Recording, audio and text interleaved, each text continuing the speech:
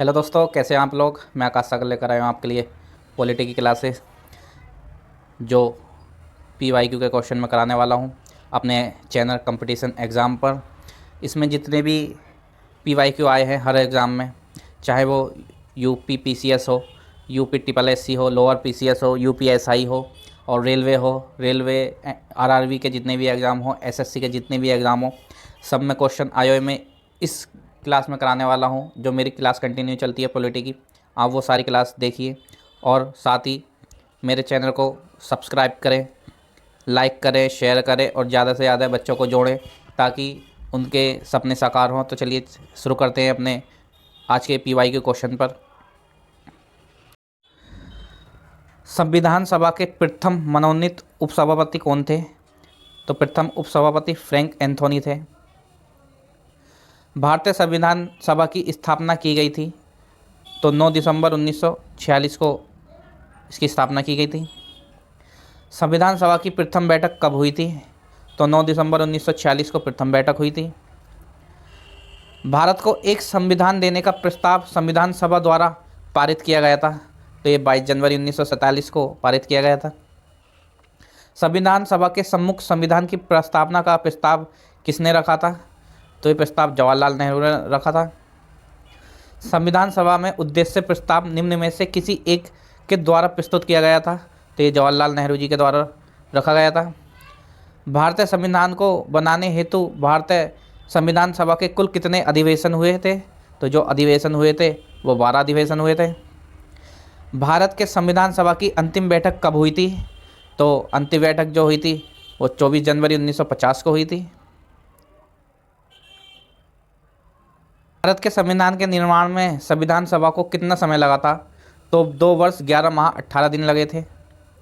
भारतीय संविधान के निर्माण के समय संवैधानिक सलाहकार कौन था? तो संवैधानिक सलाहकार VN राव था।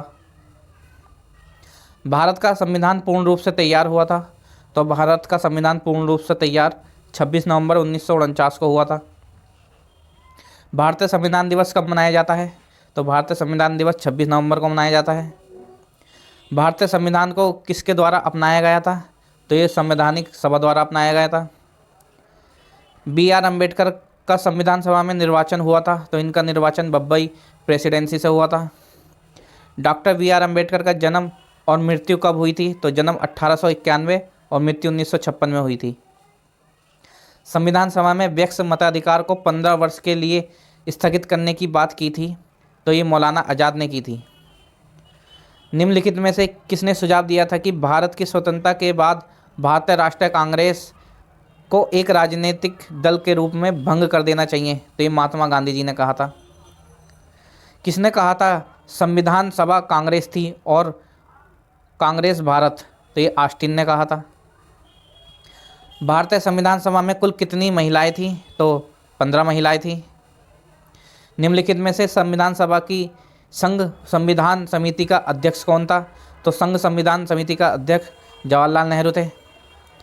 भारतीय संविधान सभा की प्रारूप समिति के अध्यक्ष कौन थे? तो डॉक्टर BR अम्बेडकर जी इस समिति के अध्यक्ष थे।